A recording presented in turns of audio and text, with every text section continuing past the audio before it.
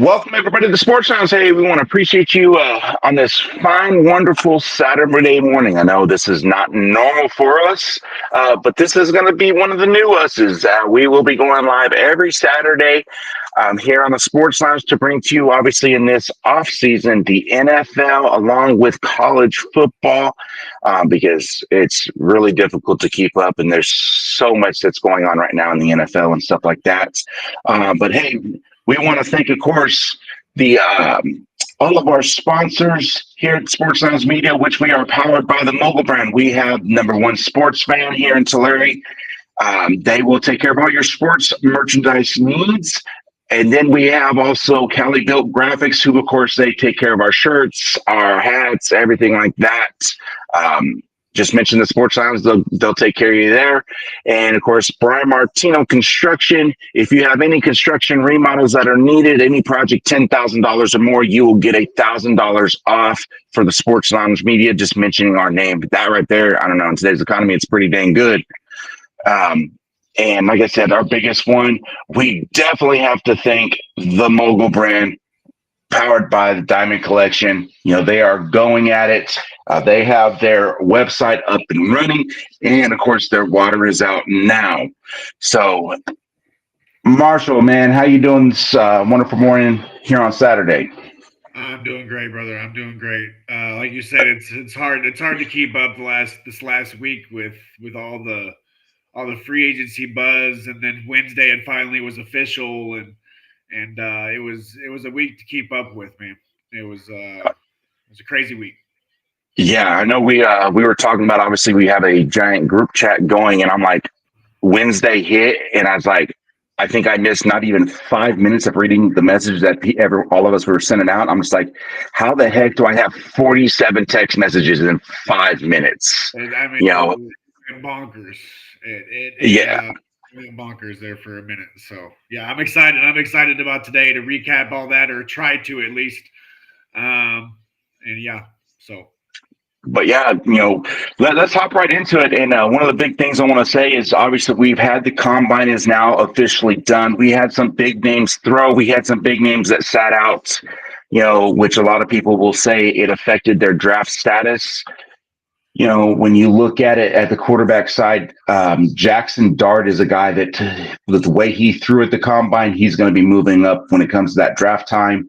So that I think is going to affect how free agency signing does happen, and as it's going right now, realistically, because when you look at it, it's like, hey, if I can sit there and get this young kid and keep him on a rookie contract for a little bit, you know, I might as well look at that also. But that's a whole different show. But definitely, if you didn't get a chance to watch the combine, you should definitely look up the replay, because there are quite a few players out there that are going to, make a splash their rookie season in the NFL.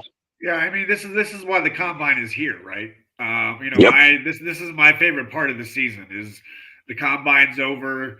Then we go into free agency. Now we're in the draft, and then we're into training camp. Like this is all my favorite part of the season. We love the Super Bowl. We get that. That's the end goal. But this is with the bread, the potatoes, that my family likes to say, and this is the idea of the combine, is for these quarterbacks to come in that are second, third round grades, and just have them sneak into the late first and be a potential trade up pick for a late first pick, and I think that's what he's exactly done. Oh I've yeah. had a few mock drafts where I've seen teams about pick 26 to 32 where they're going to start, looking to trade up to maybe get a Jackson Dart. Yeah, I've actually even seen some of the mock drafts where a lot of these guys say it's caused Shador to drop to the number 3 best quarterback in the draft.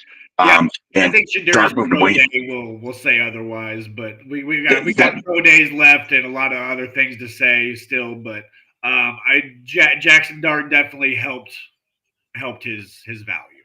I think the big day is when it comes to pro days, you're going to show, yes, I can throw to a good, I can throw to a guy I've thrown to an entire season.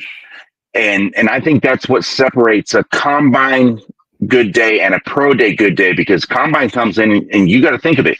You're coming in as a rookie. Yeah, you've had training camp with them, but if you're not the for sure starter, the number one, practicing with the number ones, man, you're throwing with and you're coming in as a back, you're throwing with your 2s, 3s, practice squad guys that you're not used to. No, I can agree, full-fledgedly agree. And I've been always a big stickler on that, and that's why I listen. I'm a type of guy that I think all quarterbacks should be mandated to participate in the combine because of that exact reason.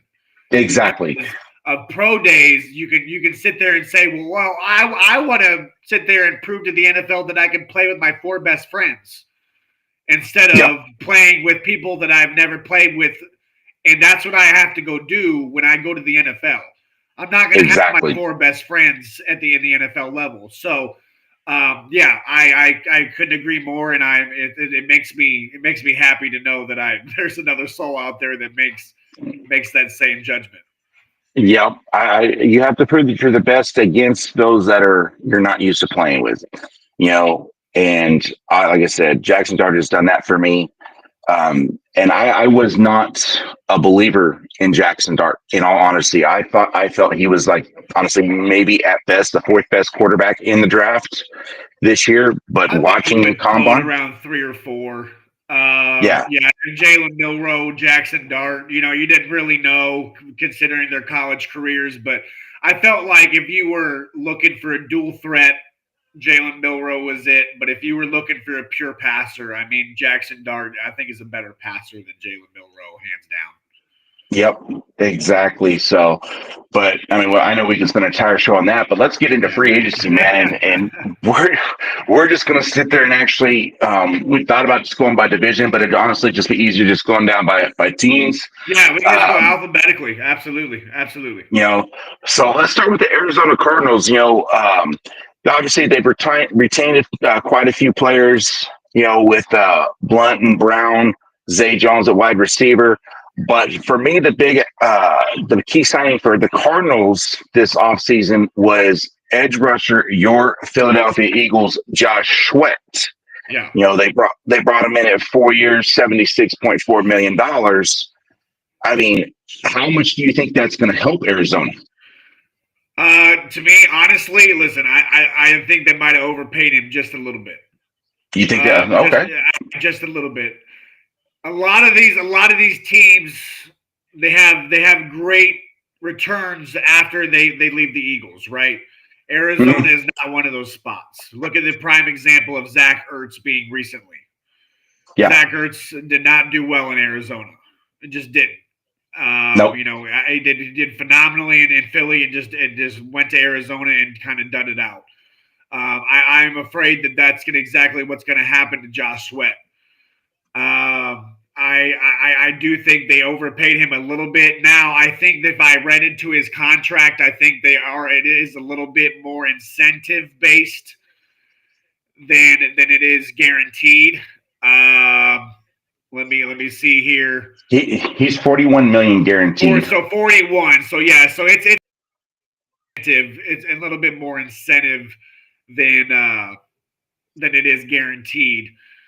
But I think obviously it was their big splash, right? It was their big splash. It was their big guy that they wanted, and I do like Dalvin Tomlinson up front. I think he'll be a nice little nose tackle run stopper for them. But Yeah. interesting to think Jacoby Brissett be the backup for Kyler Murray. We were seeing Kyler Murray trade talks there for a while. Him going into possibly New England when they were talking about Drake May being traded. It was just a whole thing. But yeah, Arizona needs to contact the Athletics and go ahead and trade Kyler Murray back to baseball. It was crazy. He was pretty good at baseball. He was pretty good at baseball. I will give him that. I just felt like I understand it is a money wise thing. He had, he comes in, he doesn't have to go through the minors. He's like, I'm going to be the starter type mentality. He got paid. But I just felt longevity wise, I felt he was better at baseball. Yeah. It's a little, right? He played Oklahoma. Oklahoma, that is correct. Yep.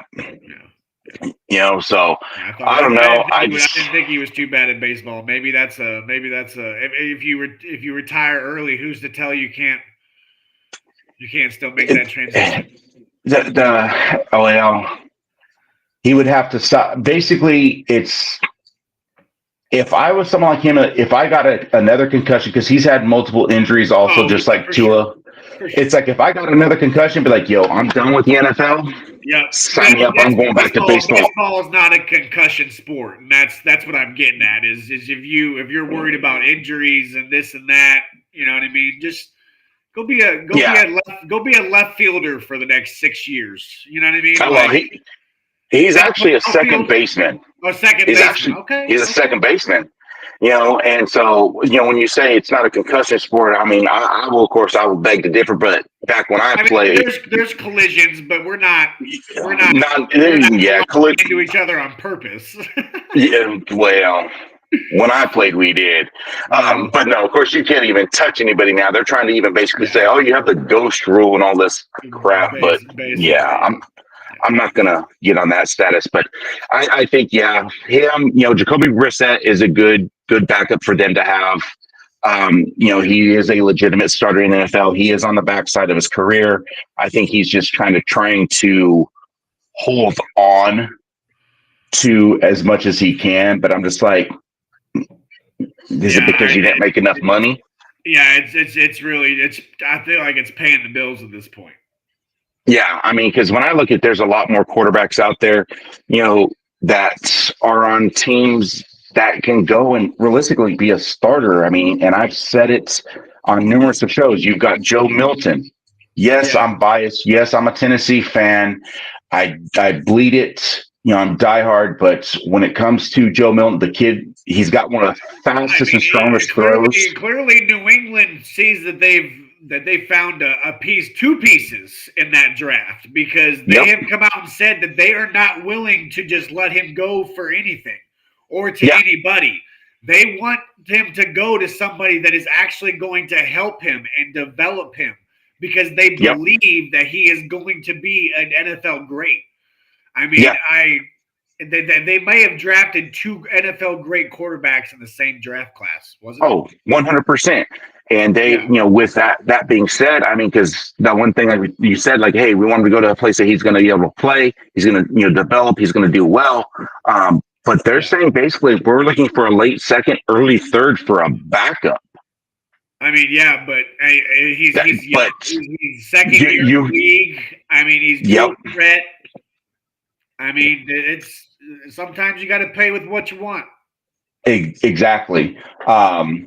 You got another quarterback out of Tennessee, which is kind of shocking, but they definitely know how to develop a quarterback, obviously, with Hall of Famer Peyton Manning. But you got Hendon Hooker sitting in Detroit.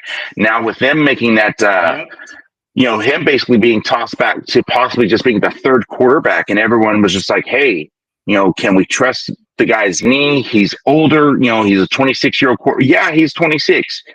Yes, he had to sit out a season because of his ACL injury, but you guys still drafted him with high hopes, ACL or not. You know what I mean? Exactly. Yeah. I'm like, you took a guy who you already knew was going to miss the entire season, Yep. and you took him in the third round. So that means you knew he has potential. He has massive upside because when he was coming out of the draft before the injury, he was top 5. He was actually a Heisman hopeful, Yep. you know, and but the I injury, thought Hendon Hooker played great in Tennessee. I really did. 100%. Yeah. You put him in the right system. That Joe Milton showed the same thing. They put him in a good system. Let me play because you got to remember Hooker was at Virginia Tech before that, and Milton was at Michigan. Yeah, I knew Milton was at Michigan. I didn't You know know, Hooker didn't start at Tennessee. That's interesting. yeah, no, he started at Virginia Tech, and he actually came in with the same time as Milton, and Milton won the starting job, but got injured. And Hooker took over, and he never gave up that spot until he got injured. Huh. So that tells you the competitiveness in both those two young men and the capability. Like, hey, I got 2 quarterbacks. I mean, so some of these older guys need to kind of step away, let the young guys come in, and but I know that's what a lot of people like. They haven't proven themselves. I could see either one of them if the Tennessee Titans don't go out and get Rodgers like I think they should. Because I think whether he's washed up or not, he's a better option than what they got. No, 100%. I think I could see either one of those cats down in Tennessee, and I think either one of them could have a better season than Will Levis. 100%. I mean, even in a head-to-head, I'm not a true believer in the Mayo boy. That's what I call him, the Mayo boy, because he puts mayo in his coffee. I don't know who does that. No, yeah. Let's get on to the next team here. So I got the Atlanta Falcons. Yep. Yeah. I thought a big one for them was retaining and extending Jake Matthews, locking down that line. Really, outside of that, not much. Not much. Divine Debo and Leonard Floyd came from the Rams. 110 mil. 110. It was just one of those vet contracts type deals, 1 year, 10 million. And other than that, not really any big splashes for the Atlanta Falcons. But I mean, are we that surprised? Exactly.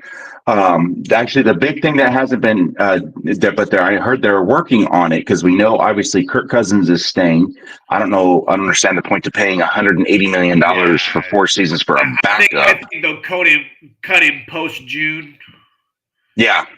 I agree. I think that'll happen. You know what I mean? Like they'll cut him and save the 60 whatever cap. You know what I mean? Whatever the cap hit is, I can't even tell you.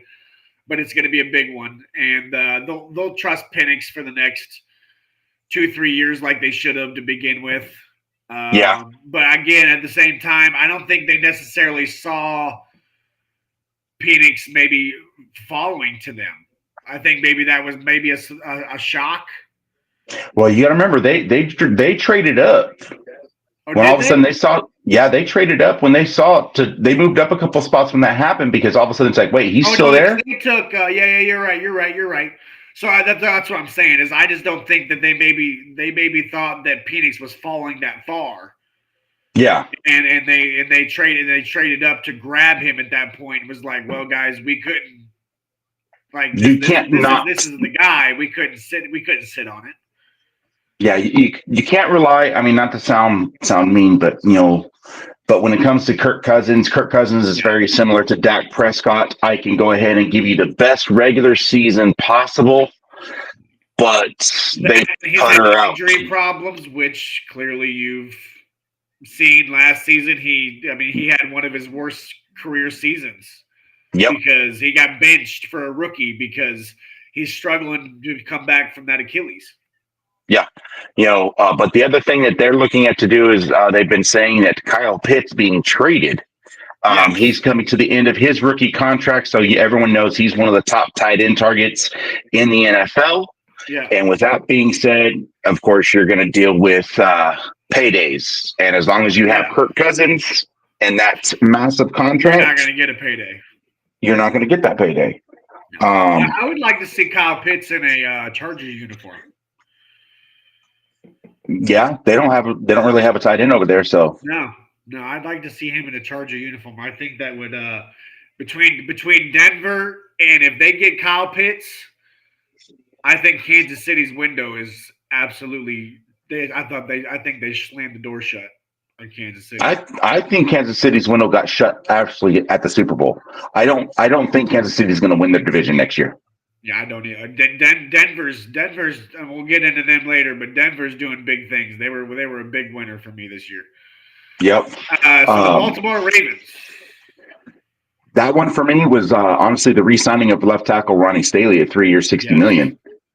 They added D Hop, but to give the biggest thing is obviously you got to find a way to protect Derrick Henry along with Lamar Jackson, and protecting that blind side. So I will always say left tackle. Whatever your blind side is, that better be your highest paid offensive lineman, because that's going to be exactly what he's doing. He's protecting your blind side. All I have to say is, and I can agree with that full-fledgedly. I didn't see him returning, but all hats off to him. But it's about time. I saw that DeAndre Hopkins moved to Baltimore. I think probably maybe last year. I thought he should have went to Baltimore before he went to Kansas City. Yeah. I see the fit. I see this is where the great legends go to die. I don't know what it is. It's Steve Smith Sr. And a lot of people give me hate for that, because they're like, oh, he was all right in Baltimore. Yeah, but he wasn't what he was in Carolina. Let's get that straight. He was okay. So this is my comparison when you sit there and talk about that Steve Smith Sr. So when he was in Carolina, he was Steve Smith. There was no junior and senior. Exactly. He was Steve Smith. When he went to Baltimore, he was like, I'm Steve Smith Sr. It's like, no. We know you senior. Right. We know. I'm the short route runner. Exactly. Yeah. No, he turned into senior real quick. But you got like Anquan Bolden. You got Odell Beckham. Like some of these NFL greats, they go to Baltimore to die. Like, this is the graveyard. And this is what this is for DeAndre Hopkins. He'll retire in a year or two, and it'll be done.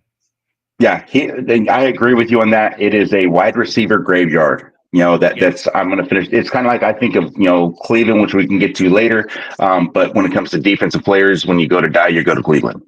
Yeah. If you just want to figure out how to get paid, go to Cleveland, because they'll throw all the money if you're one of the best, and we're going to suck. And it's horrible.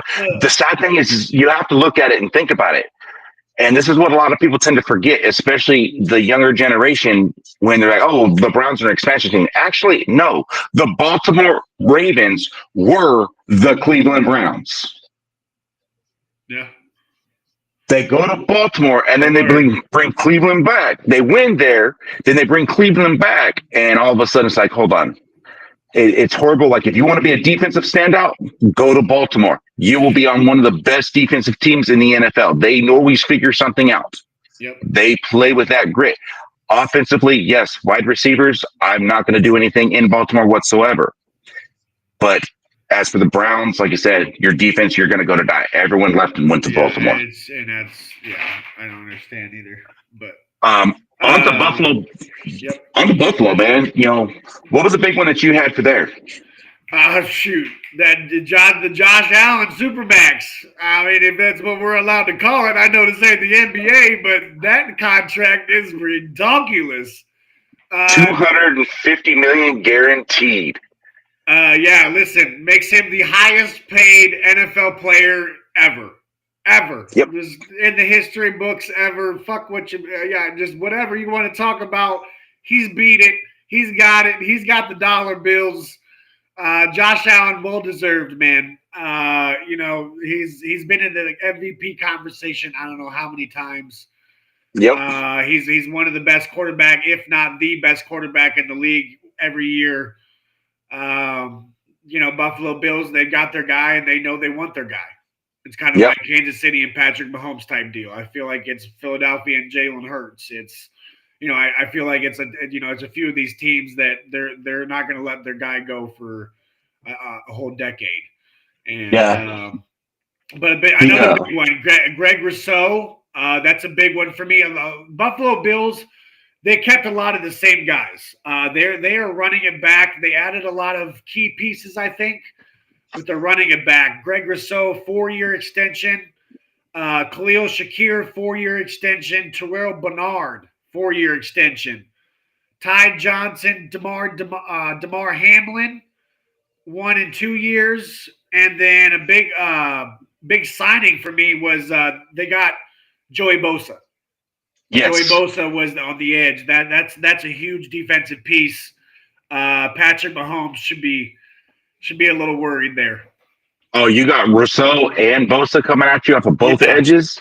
Yeah, I mean, that is definitely something to get a little scared about.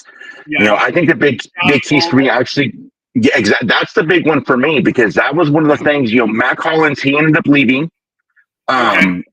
and so they needed to obviously address that wide receiver role. If not, they were probably going to be drafting nothing but wide receivers. Because there's nobody left ever since they lost. You know, they traded away Diggs. Diggs wanted that huge payday, but he just wasn't putting up the numbers like he should. And a lot of people said, well, it was Josh Allen's fault. No, it really wasn't. You know, we saw him, obviously, Diggs went to Dallas and did nothing over there. You know, and so that's where, like, not the payday that he was wanting. He was trying to go off of his glory days when he was obviously younger. No, I kind of seen a contract more for him, but I think a 1-year contract with a contender is, I mean, you get to test the market right after that. Yeah.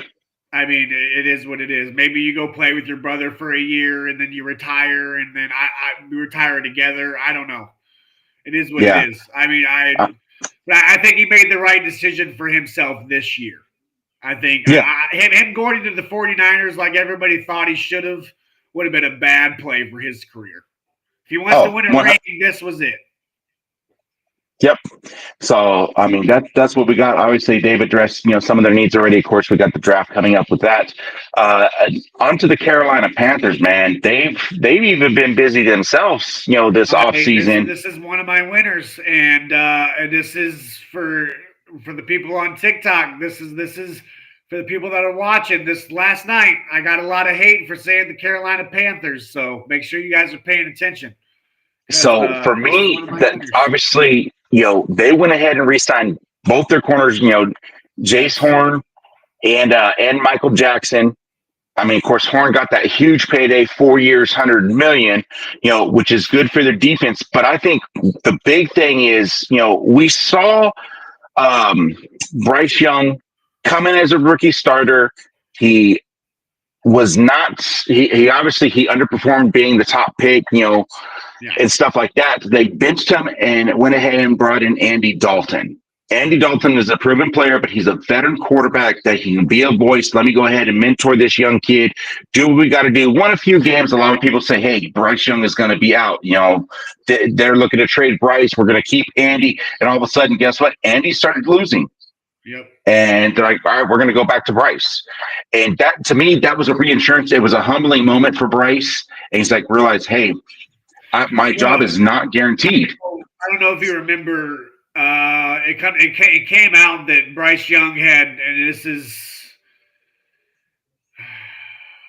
I won't get too much into deep details, but I mean, it's just, in my opinion, it's kiddie stuff, right? I mean, he's a professional football player, but he was going through a bad breakup. He went through some personal issues in his love life, and it derailed him. It derailed him in his career, and so he was down bad mentally, and so he needed to pick me up. And I think that getting benched was the humbling moment that he needed. Was like, look, I don't need anybody else besides myself. Like, I am whoever I need is going to come to me, you know, type deal. Like, yeah. So I think that's the moment he needed. I'm glad to see that they re-signed Andy Dalton for him. Exactly. I think that they've created a relationship over the last year at least, and I think Bryce will be the starter next year for sure. But look to see Andy Dalton in the wind if something goes wrong. Exactly. I mean, I think having that good veteran quarterback, we know that Andy Dalton, would he be successful for 17 games in the NFL? Yeah. No, he's up there in age. I don't think he would be not with the Panthers at least. I don't think that he would be. The Red Rocket days are done. Yeah, I think the big thing is, and I've said it since day one, with hosting this show, is you need a quarterback. If you're going to sit there and have a veteran quarterback that's not at the end of their career, like they're not on the downside, and you're like, okay, let me draft young, and let me go ahead. Aaron Rodgers, Jordan Love did the same thing, staying behind basically Hall of Fame quarterbacks, and now all of a sudden they got their time.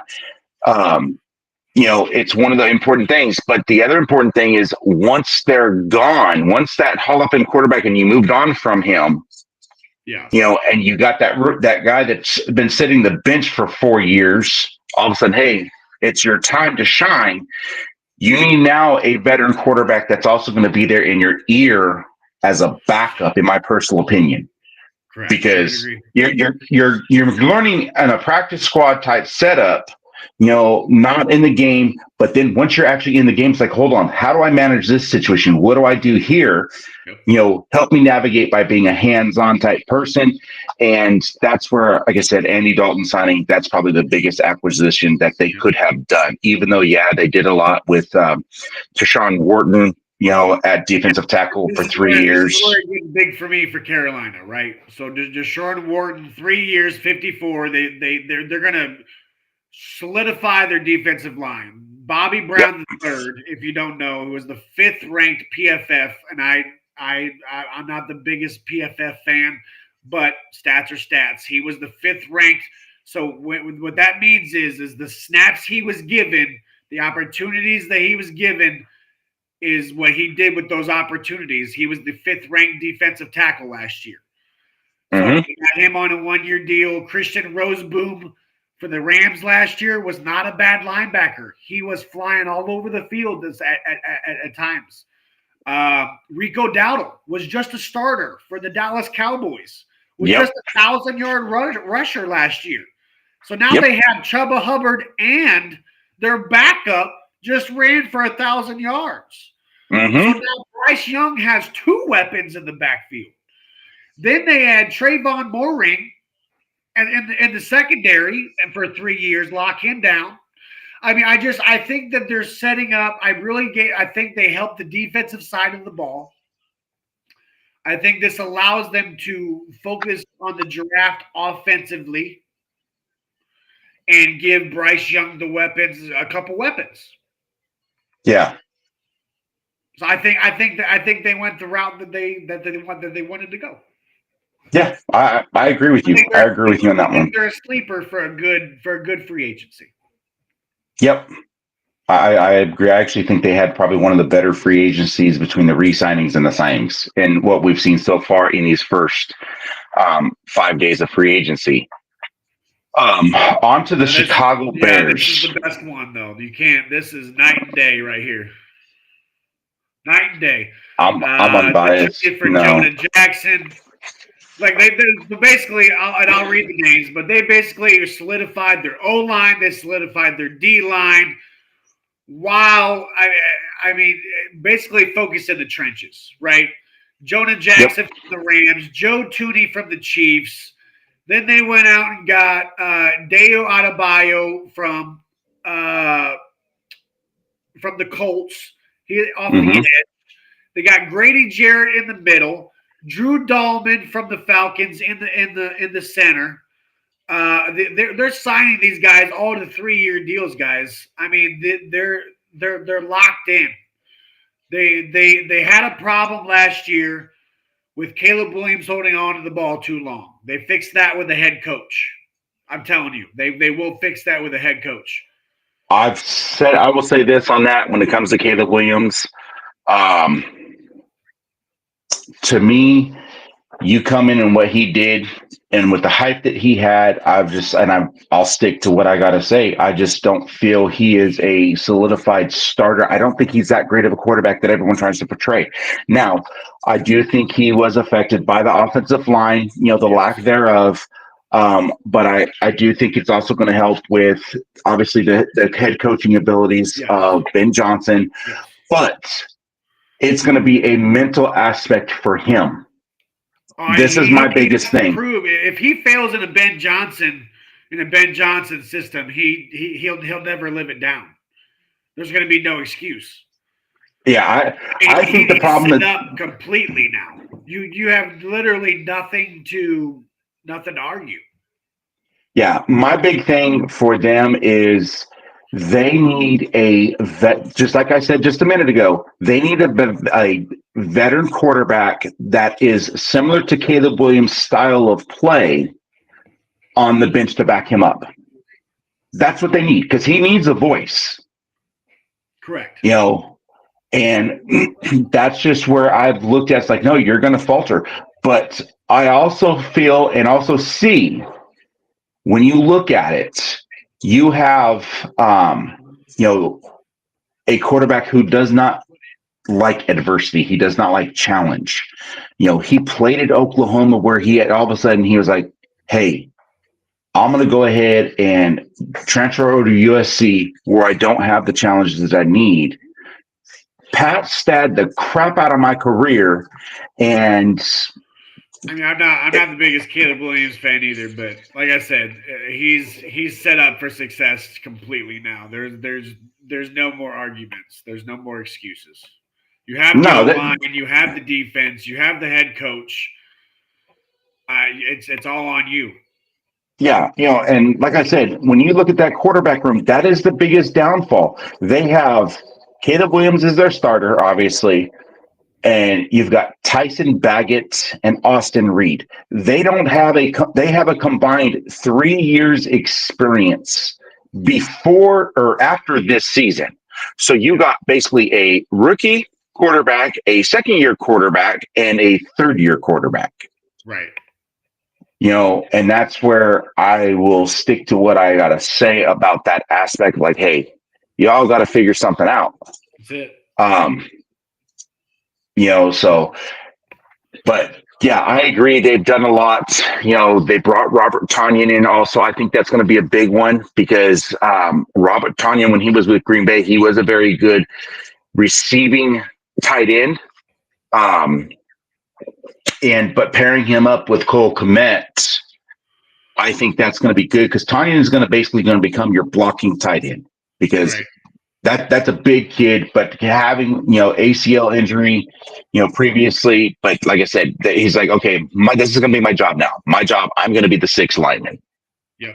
So I do think Caleb Williams should, like you said, he should do better. If he does not, and you're playing in a division that's going to be tough, for sure. to win the division. I mean, you've got literally 3 teams that made the playoffs last year. Yep. You've got, so it's like, you can literally, if you look at it, there's a possibility. That's why I feel like they had to do what they had to do, right? I mean, because they knew they had no chance. The moves they had to make because they went there. There's 3 playoff teams in their division, not to mention Detroit, Minnesota. I mean, I think they're better than Green Bay, but it's tough to say. I think Green Bay has an issue in the wide receiver, and also on the defensive side of the ball. Yeah. They, I'm not going to rant on the Packers per se because I mean, like you being a Philly fan, me being a Packer fan, I can nitpick every little thing a part of where I felt they've done wrong. All right, so but Bengals, man, they franchise tag Higgins, give a 3-year deal to PJ Hill, give a 3-year deal to Mike Gesicki, and a 2-year deal to Oren Burks. Other than that, Tanner Hudson, Karen Sample, they're bringing back a lot of their players from last year. They brought back a familiar face in Shamaji Perine. Yep. But, for me, I like the Oren Burks signing for them, being an Eagles guy. He filled in for Nakobe Dean later in the playoffs and played well. But I think Mike Gesicki was the big one there. I read yesterday, and this is interesting. I read yesterday that the Cincinnati Bengals are working not only on a T. Higgins contract, but they are working on a T. Higgins contract and a Jamar Chase contract. Yep. They are working on both wide receiver contracts and extending both at the same time. That would be interesting because I feel like they would extend them different times because why would you want to potentially lose them both at the same time? Or Yeah. have to choose. Well, I think they're trying, it's like if you got, I want to say they're probably working on a T. Higgins deal first and foremost. Because I would be working on Chase before that motherfucker requests a trade. That's what I would be doing. The big thing with that one, man, and when you look at it, Jamar Chase still has a little time left on his contract. Yeah. So that's where it's like I've got to. You start. It's just player treatment at that point. You know what I mean? Like it's just. Whew, I don't know. That's the best. Yeah, the best one. That's one of the best, if not the best, wide receiver in the league. And you're playing around with his buddy, and like what happens when it's my time? His last contract extension didn't go the greatest. Yeah. You know what I mean? Like he knows how this process goes, and I don't know. Like I said, you gotta work with you got to get that Higgins deal so you can get him signed long term, and then you try to work on both of them at the same time because worst case scenario is so you're not trying to do the same thing of let me franchise tag Jamar Chase, and he's stuck there. It's like okay, let's try and work on a deal now with him. Well, then all of a sudden someone becomes a casualty, which Joe Burrow is not going to be a casualty. No. So that means basically Higgins will be that casualty. So that's why I think they're trying to work on them at the same time because this way they can solidify it and it will allow the numbers to work a little bit more. Yeah, I can agree. I can agree. But on to the Cleveland Browns, man. Man, I don't even know what to say about this. Listen. He chose money over a ring. That's what he did. He flat out said, screw Philadelphia. He could have went to Detroit. He could have went to Washington. He could have went to Baltimore. He could have went to so many different places. But he chose the bag. He chose the money. They flashed the check. And, it's really the only splash they were able to make. And they had to trade for Kenny Pickett. And yeah, for me, it, you gotta love viewers always posting, freaking people. Oh yeah, I do love Ringo. You got this. Yeah, Marshall loves Ringo. You don't like it. That's all right. But no, so that, we can't complain about Ringo sometimes. But no, I agree with you on that one with Myles Garrett. When it comes to it, he went ahead and said, I'm not going to play for $159 million. So what do? I'm going to give you 160 and I'm going to cave. So that was your breaking point was that mill. I mean, you are now the highest defensive player. But you messed up the market. Like, Micah Parsons now going to want 45, and then Jalen Carter's going to want freaking 50, and then it's just like, man, it's just like it's going to start. It's going to get expensive to keep Jalen Carter. It really is. Oh yeah, 100%. Well, the big thing for me was, you got the wasted money on the Deshaun Watson contract. Yeah. And that now you're going to bring in Myles Garrett on this massive contract. Yeah. And you're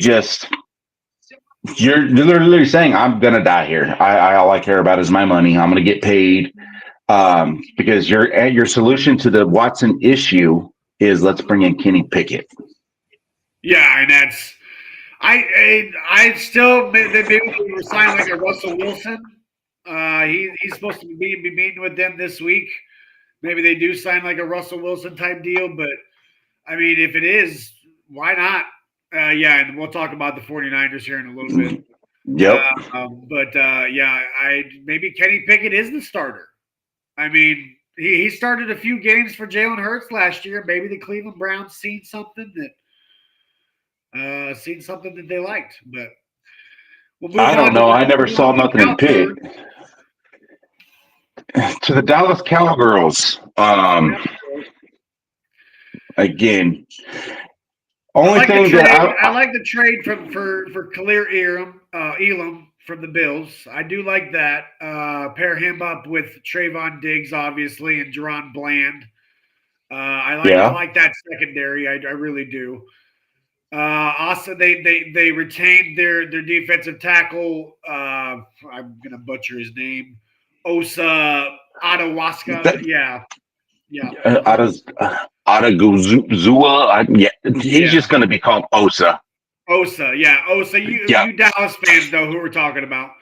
Yep. Osa, 4-year contract, $80 million. I'm not sure how I feel about $20 million for a run stopper, but I mean that's And okay. let alone 52 of it guaranteed. Yeah, yeah. I mean, Kayvon you Turpin, just 3 years for a return specialist. Okay. Marquise Bell, 3 years. We're not worried about Marquise Bell. And then their free agent signings. Obviously, Javonte Williams will possibly be their starting running back if they don't yep. draft Ashton Genty. And they signed Jack Saborn. They signed Miles Sanders, and they did sign Dante Fowler. To me, the big ones, and this All is year one contract, all year 1 year contracts. my answer to this. This is for me when I look at this as a person when it comes to a financial aspect, when it comes to everything. I just signed Osa to the $80 million deal. Yes, I got Dak to go ahead and restructure his contract to help bring in people. He had to. They had no money, and they still were short 30 some players to start the preseason. Yeah. So they had to do something. But now you waste that money and you sign it on Osa. Osa was a decent player. He was Not decent. He was decent in the run game, not but that's what I'm saying for a run stopper. I don't know about. at 20 million. But my thing is to get me is you went out and you signed Peyton Turner on a 1 year deal, who was a former first round pick for the Saints. So he's a solidified. I'm a decent edge rusher. Is he a superstar? No. You got Dante Fowler, who you signed in on a 1 year deal at 8 million. So from Washington, which he was there before. But again, that's where you're out. Like, okay, Micah, what are we going to do with Micah now? Yeah, and So we were talking about that on TikTok the other night. It's a big alarming question, man. Micah's going to want more than Miles has got. You don't have it unless you no, trade Dak or you reconstructure everybody, and it's just like you just don't. because Where's the money CD coming Lamb's from? not going to restructure. No, he's not. He deserves every penny he's got. He's put that whole team on his back. Yeah. So the next team is one of the biggest winners, in my opinion, up there. Mogul Podcast said Micah is gone, and I agree. He very well could be. Denver Broncos being one of my winners. They brought back DJ Jones on a 3-year deal. Thought that was huge. They signed Evan Ingram, guys. I thought that is huge. That is huge for Bo Nix. That is a big weapon in the red zone. Then they go out and sign Hufanga to a 3-year deal. And Greenlaw. Yeah. So they swiped their credit card at the in free agency.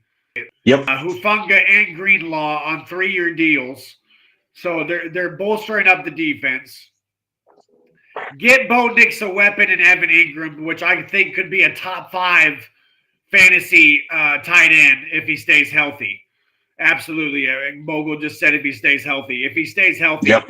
And then DJ Jones locking down that middle, being a nose tackle, run stopper. See, that's more of a run stopper money for me.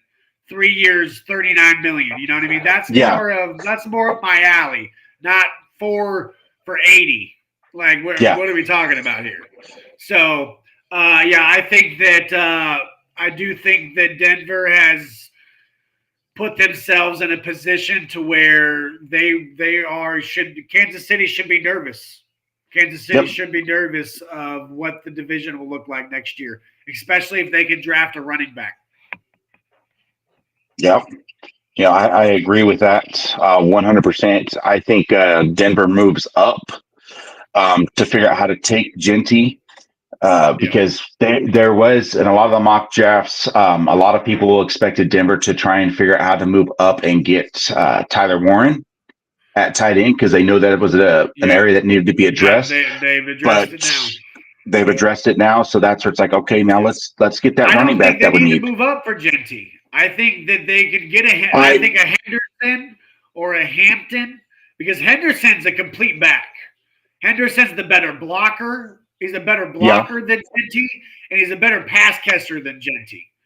So I do agree that Genty's the better runner and the better power, but I just, if you're looking for complete back and raw talent, I mean, and if you don't want to waste the picks to trade up, Henderson and Henderson, Hampton, Junkins, they may not be bad talents there at 20. Yeah. Well, even at that, what a lot of people got to remember, you've also got a couple running backs that are going to be coming out of that second, third round 100%. that, that have the capability to do what Denver's type of offense is, with Sean Payton. Denver runs an offense where they rely heavy on, they need a pass rushing running back. They need a Christian McCaffrey type back. I can catch the ball, but I can run the ball. That is Sean Payton's style. And guess what? That's what they had with Alvin Kamara when he was coaching over there with the Saints. But now, once again, I'm going to bring up a Tennessee running back that's sitting there in the draft, and he's projected a second, third. Dylan Sampson. He was the SEC Player of the Year, ended up being Tennessee's all-time leading rusher for their career. That is the style. He's high on my board. Yep. And so I think a lot of people need to recognize, hey, you might not be that superstar running back, but when you're able to sit there and list yourself as a top SEC running back, like I've said, SEC, basically, they prep them for the NFL. No other conference in college football has them ready. And if you can do that and put up those numbers, because you're playing some of the toughest games possible, and a lot of people got to remember, Dylan Sampson, Nico Imaliava, those type of players, even Brew McCoy coming out of the draft, James Pierce, those guys were blowing out teams so bad that they weren't even playing in the fourth quarter. They were sitting out third and fourth quarter. So their stats, realistically, if they were trying to pad their stats like they could have, right, then those numbers would be horrendous, out the door. So that's where a lot of people have to actually pay attention with the stat line and how much play time. When you're playing, like I said, at Tennessee, you're not going to see when you're blowing out teams the way that they were. And it wasn't just, these unranked teams. They blew out Oklahoma, who was a top 15 team. Right. Blew them out. Fresno State. No, Fresno State has nothing. And I agree. I'm not going to say Scat. Scat he is a.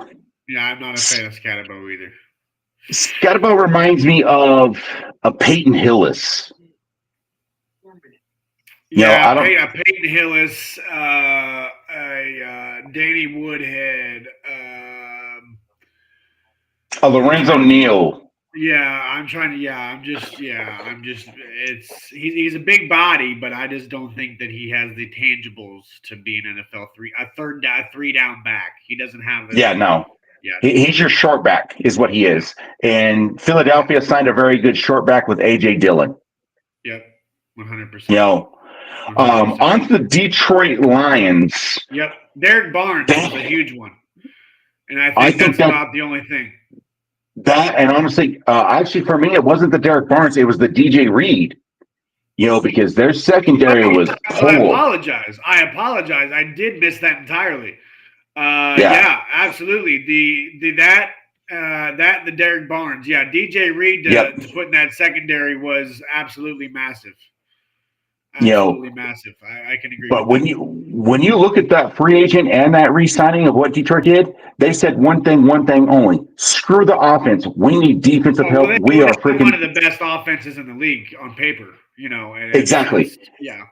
But when you look at it, so they had they had 15 signings total between re-signing and free agency. Only one was offensively. Yeah. So, but yeah, those two right there. All their injuries last year was defensively, and I think they're just kind of trying to feel the void of the depth issue. Yep. Yep. And the good thing about it is majority of their signings did come from re-signing, so it was teams that were already bought into the system. Yeah. So. On to the Packers. On to your Packers. Yeah, I'll say this. How do you feel about Banks? How do I feel about Banks? Yeah, 4 years, 77. 4 years, $77 million. Having him come in. How much of that's guaranteed? On that guarantee, I want to. What is guaranteed? I'm actually looking. I don't even remember what was. I'm not sure how much. It's actually not even. It was never even released. Oh no! The only guarantee is his signing bonus. Oh, okay. So there is no guarantee. Yep. So it's like that's all. I'm like, those are the signings that we need, because I'm tired of us wasting freaking money on stupid crap. Okay, and so then Nate Hobbs. I don't know too much about Nate Hobbs. He had $16 million. He played for the Raiders last year. Nate Hobbs is a very good option because of injuries to Jair Alexander. Okay. And with that being said, it's going to allow Eric Stokes and Jair to kind of get some rest. I can honestly see Hobbs starting over Stokes. I don't think Eric Stokes is the answer at secondary. I never did. I hated that pick when they. I would hope so with a 4-year contract for $50 million. I mean, that's to me a little hefty. Yeah, you have to. The big thing is they've got to figure out what they're going to do with Alexander's contract, though. Yeah, because I think he's due request a trade. If you want my honest opinion, he needs out. Well, I think a lot of people need out of there. I think I think they wasted money with the Jordan Love contract. I think they re-signed him too early. I've said it since day one. Was it a decent pickup? Yeah, I wanted them to draft Jordan Love because I wanted them to have a quarterback to sit there and to learn under Aaron Rodgers. I knew Aaron Rodgers was not going to go anywhere for quite a while when they drafted him years ago. You can even look, I was talking about it on my Facebook page, on my personal Facebook page years ago. I was excited that they drafted Jordan Love. But, I was also excited because you got a kid that's coming out of the Central Valley. He came from Bakersfield, ended up going to Utah State. I always want to try to make sure I support those that, from the Central Valley here. Right. Because I also had the opportunity to coach against him. So I saw it firsthand of what he was able to do. And this was just in the high school level. So is there potential with Jordan Love? 100%. Is he got as much potential as Chosen believes in him? In that aspect that thinks like, hey, this guy it can be, I'm like, no, I don't have that much belief in him. Is he a solid starter? Yes. Is he going to lead the Packers to a Super Bowl? Absolutely not. She says, show him some love, he said. No, absolutely not. He is not the answer as a quarterback He doesn't have the capability. And for them to all of a sudden, he hadn't even proven himself, and they gave him that big giant payday. They picked up that 5th-year option, which I'm like, okay. And then next thing not even 2 weeks later, they signed him to this massive extension. It's like, hold up, dude has never started a game. Well, then And you why just waste the fifth year option if you're going to extend him anyway? Exactly. And that was my biggest thing. It's like, hold on, you literally just gave him the 5th year, but then on top of that, I was like, you just wasted a crap ton of money on a guy who's never been a starter in the NFL, and you just signed him to a contract that was realistically that's the likes of a legitimate Pro Bowl quarterback. So it's again goofy. I mean, I'm enough Madden player to know that when you use your 5th-year option, you're going to pay top 10 value in the position for the next year. Yeah, and I'm all for like you don't extend him at that time. You extend the guy that you don't want to put the 5th-year option on. Like yeah, that don't make no sense. Some QBs don't need to be Burrow. No, they don't. But no, Jordan Love has to be a Burrow type quarterback because they have no wide receivers. But he doesn't have legs like Hurts, or he doesn't have legs like Daniels or Jackson, or he's not as dual threat as the other guys. So I would agree that he needs to be more Burrow than he does Jalen. I can agree exactly. With that. I can agree with that. On to the Houston Texans. Yep. CJ Gardner-Johnson, so Houston made a splash on the trade market. He's going to get chosen going. Here we go.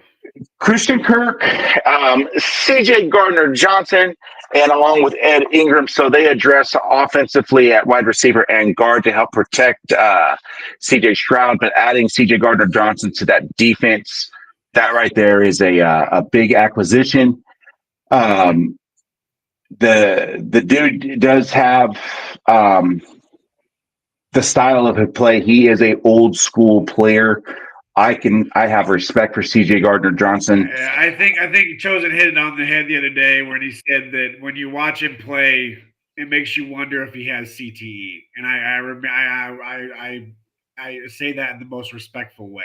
You know what I mean? Like he plays with that much tenacity. He plays with that much craziness, that much passion. Like, you know what I mean? It makes you wonder if he's okay mentally because he just hits you that hard.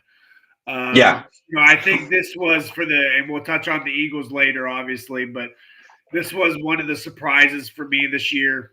We had a lot of guys leave, but this was one of the surprises.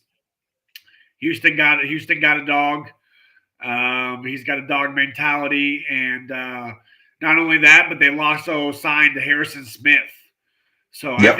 I think in the secondary they have one of the stronger secondaries, the underrated secondaries, and they already had a strong defense last year.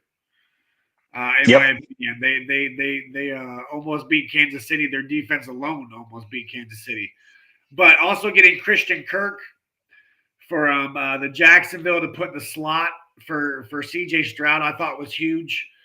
I think what was huge about it is that they gave up a future 7th round pick for him. So they gave up nothing. Nothing. I mean, nothing. I mean, like he was gonna be released anyway. I think they were getting what they could. But yeah, I mean, I think it's a good spot for him. I think Kirk will have a lot better year than he's had in years past with Trevor Lawrence and fantasy wise. So that's promising. I have him, and I have a lot of players in fantasy this year. I'm in a dynasty league, and I have a lot of players like Kirk and DeAndre Hopkins. I have a lot of players that are change of scenery, and it'll be nice to see how that all pans out. So yeah. I mean, other than that, realistically, they actually really didn't do much. I mean, yes, there are a lot of free agencies, but no big name players. I mean, I would probably say for me, the biggest one was Derek Barnett. Yeah. The edge rusher, re-signing him was a pivotal point because it's going to give you that it's going to give you that edge rusher that you need because he is a young edge rusher. He just finished up a rookie deal, but to re-sign, he originally was drafted by the Eagles and got traded away. A lot of people feel like he doesn't have the answer, but the problem was that with Philadelphia, they had too many edge rushers. Yeah, we were in a rotational piece, and he just didn't fit that rotation at the time. And Yep, and so it was kind of like just like a Josh Sweat situation. Yep. Actually, Josh Sweat is the one that replaced Derek Barnett. So funny enough. Yep. But, onto the Colts, man. Only thing the Colts did, they addressed their secondary. Yep, with Bynum and Ward, and they did it well. Safety and corner help in Cameron Bynum, Tre'Davious Ward, 4-year for Bynum and a 3-year for Ward, both $60 million. They also bring in Daniel Jones on a 1-year, $14 million. On the stupidest contract ever. Yeah. That right there goes. I mean, even though Kirk Cousins might have made 4-year, $180 million.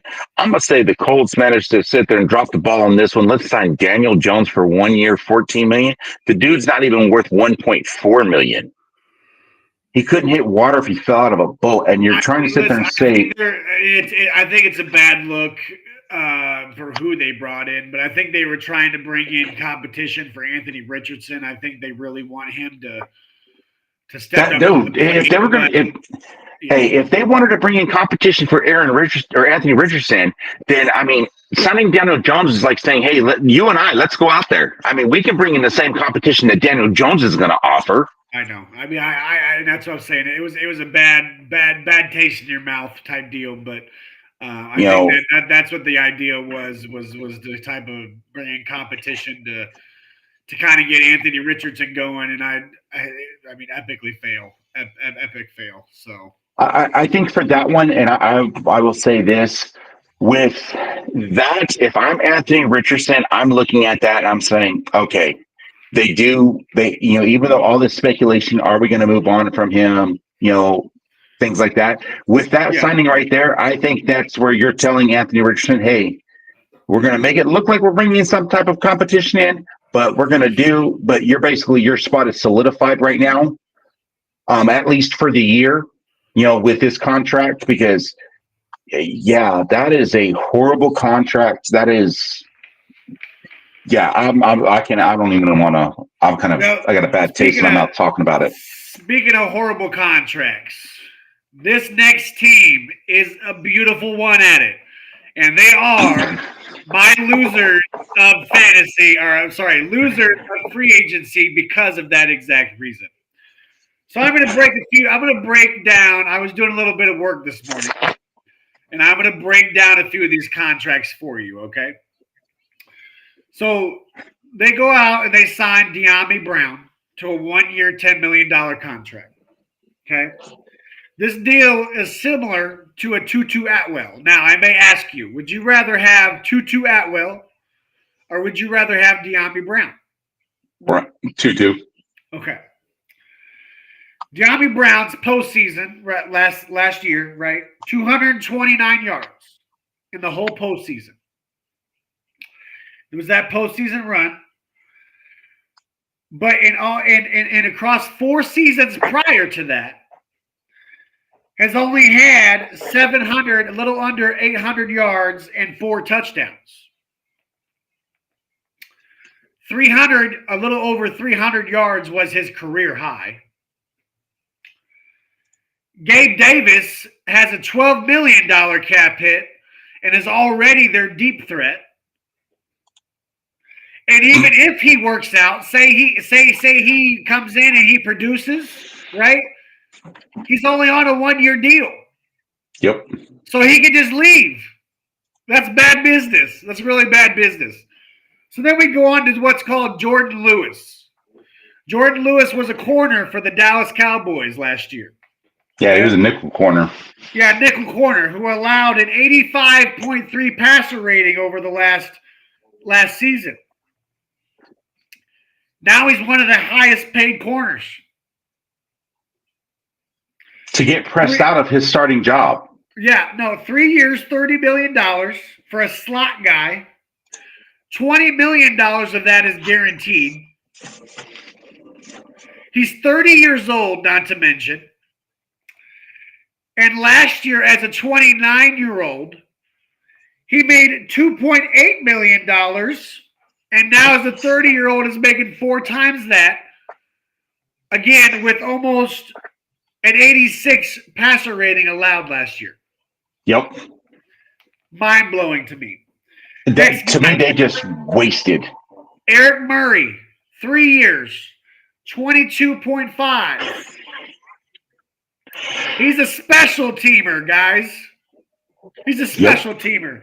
His passer rating was north of 100 in the past 5 seasons. I'll leave it at that. Next guy. Yeah. I'll give him credit on this. Patrick McCarry. I like this signing. For them. 3 years, a little under 40, $37.5 million. I like the signing. It gives Trevor Lawrence for protection in the middle. I kind of like it. The other one I liked, honestly, was Robert Hainsey. 3-year, 21. I did like that one. I had that one as well. Another 2 I liked was Johnny Munt and Hunter Long. With Evan Ingram leaving, because I did this prior to the Evan Ingram trade. With Evan Ingram leaving, they were basically cheaper options, and they're just more physical at a cheaper price. So now we're trying to get into the Liam Cohen offense, and maybe he likes more physical tight ends. Well, not only that, you can sit there and have that setup, but when you look at the draft, you have a tight end that will be available possibly with a Tyler Warren. So you're saying, hey, look, I'm going to sign these physical backs. I'm going to use one of them basically as a blocking back, physical tight ends. I'm going to use one as a blocking tight end. And if I'm able to draft a Tyler Warren type player, I got my receiving. And I've said it the entire time. And I think that's why one of the reasons why the Patriots were so good with their dynasty, you had a receiving tight end and you had a blocking tight end. Yeah. The Raiders, I think they have a very high upside with that tight end duo that they have over there with Mayer and Brock Bowers. That's exactly the same setup. Can Mayer catch the ball? 100%. But they need to sit there and have that, I need a short-term person. Like you said, Munt and Long both are your blocking tight ends. Yes. So you can run realistically, you can actually give, because Trevor Lawrence has a tendency to hold on to the ball drastically. Yes. And they might have to run. They need to trust Bigsby. They need to trust Etienne. Etienne had a bad season last season, but the year before that was a 1,000-yard guy. Yep. Let's use your 2 backs. You could arguably have 800 yards out of both of them. Yep. But let's break it down. You got a slot corner, a third safety depth guy, a young wide receiver, and a starting right guard for all over $120 million. Yep. It ain't adding up, brother. It's not adding up. You know what I mean? It's not. No. Let's hop on to the Chiefs. Yeah, man. Absolutely. The Chiefs we got, obviously, they are the Super Bowl runner-ups. Runner-ups. That's all that they are. The runner-ups. They should have been the runner. They should have been the runner. I agree with that.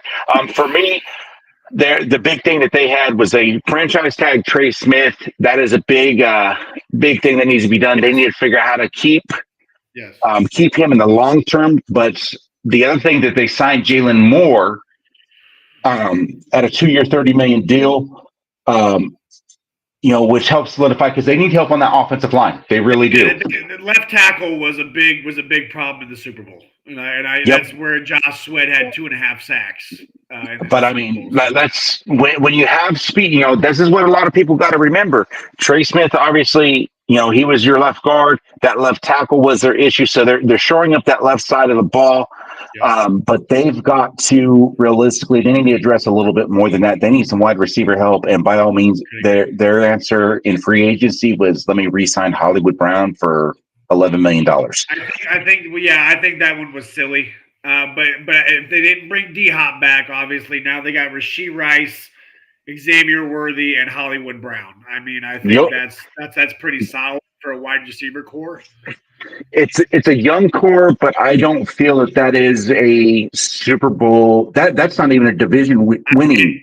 If they stay healthy, if they stay healthy core. If they stay healthy, yeah. But the other thing is, you're still, even though the charges were dropped against Xavier Worthy, with everything that's happened, but it doesn't mean the NFL still can't give them some type of penalty, some type of suspension. Yeah. That's what a lot of people. It's just a domestic dispute type deal. Exactly. Yeah. Right. So you're taking the chance. So I think, honestly, that's why Hollywood Brown was re-signed. Yeah, because they don't know what's going to happen with it. I can agree. Exactly. So it's like, I got to bring someone back, and I'm going to bring this guy back. He knows our system enough that we don't have to pay him an exuberant amount of money. But other than that, they absolutely did nothing. I mean, the two big ones for me, Nick Bolton had to come back. Nick Bolton with the 3-year contract, $45 million. I think Nick Bolton had to come back. I said that when I seen him on the list. I said, if they don't sign Nick Bolton, it's going to be bad news for that defense. I think he's one of the signal callers. I think he's a vital part of that defense, man. And I thought a big one was also Kareem Hunt. Kareem Hunt on a 1-year, 1.5. I mean, that's super cheap. Super, super cheap. He backs up Pachenko. They got a dual back system going last year at the end of the year. I thought it looked nice. Kareem Hunt may have a little gas left in the tank, a little goal line back action. But that's where they also – so with that one, they brought in also Elijah Mitchell out of San Francisco to basically do the same thing. It's just more of a depth thing. I think I gave this contract a 1.5 is like, hey, just stick around the locker room. Why go anywhere else? You know what I mean? Like stick with the boys. Try and ride out on a sunset type thing. Yeah. But yeah. So on to the Las Vegas Raiders, man. And to me, this was actually probably my biggest winner of free agency. Big one. Pete Carroll went ahead and got the quarterback that he's used to. He traded for Geno Smith, and they managed to re-sign Max Crosby along with Malcolm Kuntz. This is what made Cleveland pay Myles Garrett what they did.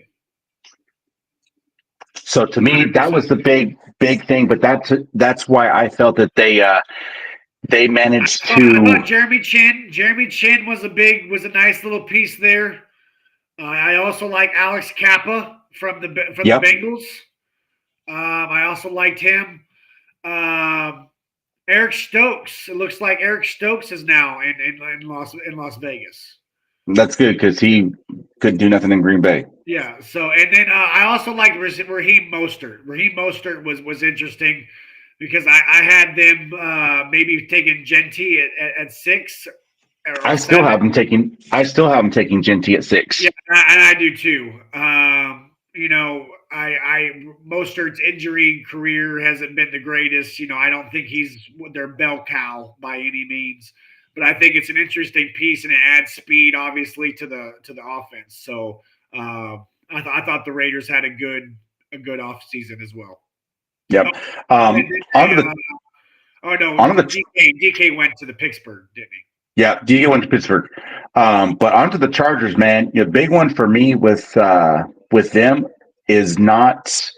wasn't the Khalil Mack re-signing, even though it was nice to see, hey, I want to stick around here. I want to try and do something. He's believing in that system. He got paid, though.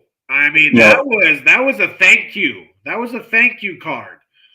But sometimes you got to give that thank you card. Fully guaranteed?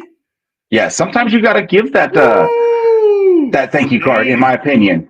Because you're saying, hey, look, we appreciate your veteran leadership. We know you're still able to produce at a level that we need you to produce at. So he's not. The only downfall is, of course, they lost Joey Bosa, which they could not pay him. Correct. So Correct. It's going to. So I think the Chargers are going to be looking at an edge rusher. In the draft. 100%. Yeah. And there's a handful of edge rushers that are there that's gonna I'm gonna have young talents and I'm gonna get the opportunity to learn from Khalil Mack. And I hate to say it, I do wish he would go to Green Bay. I mean, of course, I wouldn't even care if he went to Philadelphia, honestly. But I think the Chargers are going to take James Pierce Jr. That's where I have him landing in the draft. I Because you now, if James Pierce Jr. falls behind 12 or behind 10, I don't see Howie not allowing that to happen. don't get me wrong. I got no problem saying it, and everyone's always asked me, it's like, man, why you root for the Packers? I will tell you this: I will root for any Tennessee Volunteer player. I don't care what team. I will rock any Volunteer player's jersey, except for Cowboys. James Pierce is going to be a dog. I can agree with you there.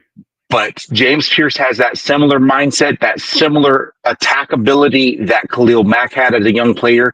And so imagine having the opportunity for James Pierce Jr. to learn from Khalil Mack. Yes. Oh, please. That right there that's a threat in itself. But their big acquisition for me wasn't just that, but it was the Najee Harris signing to give Justin Herbert a running back that was needed. You know, when they lost Eckler, all of a sudden it's like, crap, what do I have?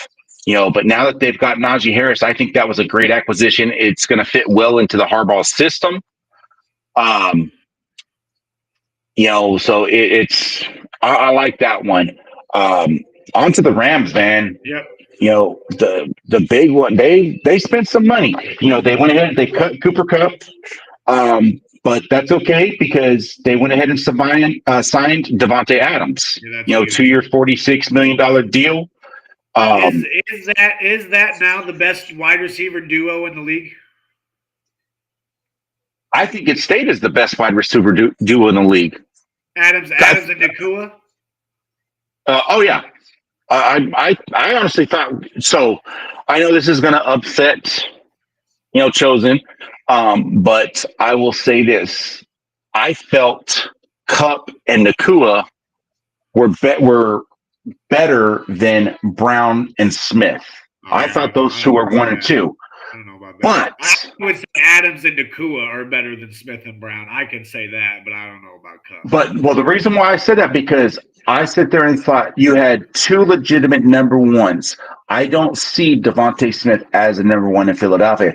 Do I see him? He has definitely solidified himself as a number 2. Oh, 100%. But he is not that, you know, so that's where I felt the Rams had that edge even with Kupp and Nacua. But now with Adams and Puka, oh, please. I mean, hands down, it just moved realistically. It moved them up the level, you know, substantially. It added realistically like another 5-6% better, in my personal opinion. Right.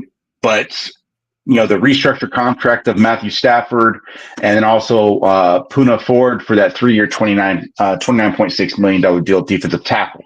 So that's something that they needed, that defensive tackle to help replace Aaron Donald because that was one of their weak points that they had. Mogul saying Adams is an OBJ in this late in his career. No, absolutely not. I can vouch, bro. Trust me. I'm a fantasy football owner of Devontae Adams, and him going to Stafford, bro. I'm geeked about. I think the next 2 years are going to be rejuvenated for Adams. I think him and Stafford are about to create a connection for real. Yep. On to Miami. Miami basically did absolutely nothing except James Daniels on offensive line, you know, a 3-year, $24 million. Which they really didn't do a lot. They really didn't do a lot. I mean, there's nothing to even really talk about there. No. Minnesota, man. Westbrook and Kanye. I mean, from Tennessee, you know, you got another wide receiver, but yeah. But the Vikings are one of my winners. Winners. I mean, they, you know, Byron Murphy, they re-signed him at $66 million for 3 years. Aaron Jones, 2 years, $20 million. But the one that I liked is the Jonathan Allen at 3 years, $60. Yes. Javon Hargrave at 2 year, $30 million. And then also Will Fries on the offensive side. That was the big one for me. Will Fries, 5 years, $88 million.